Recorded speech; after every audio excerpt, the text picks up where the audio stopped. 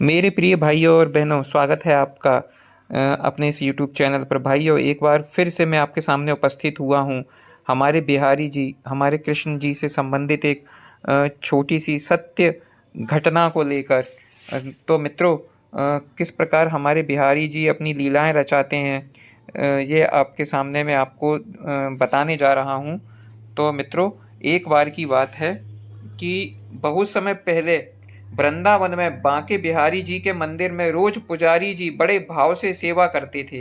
वे रोज बिहारी जी की आरती करते, भोग लगाते और उन्हें शयन कराते, और रोज 4 लड्डू भगवान के बिस्तर के पास रख देते। उनका यह भाव था कि बिहारी जी को यदि रात में भूख लगेगी तो वे उठकर खा लेंगे, और जब वे सुबह मंदिर के पट खोलते थे तो भगवान के बिस्तर पर प्रसाद बिखरा मिलता था। इसी भाव से वे रोज ऐसा करते थे। एक दिन बिहारी जी को शयन कराने के बाद वे 4 लड्डू रखना भूल गए। उन्होंने पट बंद कर दिए और चले गए। रात में करीब 1-2 बजे जिस दुकान से वे बूंदी के लड्डू आते थे, उस बाबा की दुकान खुली थी।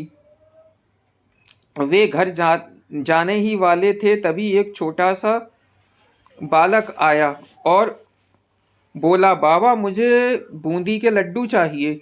बाबा ने कहा, लाला लड्डू तो सारे खत्म हो गए, अब तो मैं दुकान बंद करने जा रहा हूँ। वह बोला, आप अंदर जाकर देखो, आपके पास 4 लड्डू रखे हैं। उसके हठ करने पर भी बाबा ने अंदर जाकर देखा तो उन्हें 4 लड्डू मिल गए, क्योंकि वे आज मंदिर नहीं गए थे। बाबा ने कहा, पैसे दो। बालक ने कहा, मेरे पास पैसे तो नहीं हैं, और तुरंत अपने हाथ से सोने का कंगन उतारा और बाबा को देने लगे। तो बाबा ने कहा, लाला पैसे नहीं है तो रहने दो, कल अपने बाबा से कह देना, मैं उनसे ले लूंगा। पर वह बालक नहीं माना और कंगन दुकान में फेंक कर भाग गया। सुबह जब पुजारी जी ने पट खोला तो उन्होंने देखा कि बिहारी जी के हाथ में कंगन नहीं है। यदि चोर भी चुराता तो केवल कंगन ही क्यों चुराता। थोड़ी देर बाद ये बात सारे मंदिर में फैल गई। जब उस दुकान वाले को पता चला तो उसे रात की बात याद आई। उसने अपनी दुकान में कंगन ढूंढा और पुजारी जी को दिखाया और सारी बात सुनाई। तब पुजारी जी को याद आया कि रात में मैं 4 लड्डू रखना भूल गया था, इसलिए बिहारी जी स्वयं लड्डू लेने गए थे। तो मित्रों, यदि भक्ति में भक्त कोई सेवा करने करके भूल भी जाता है, सेवा में कोई गलती हो जाती है, तो भगवान अपनी तरफ से उसे पूरा कर देते हैं और हमारी उस त्रुटि को दूर कर देते हैं। भगवान भी भक्त के साथ बंध जाते हैं और भगवान हमेशा भक्त की सुनते हैं।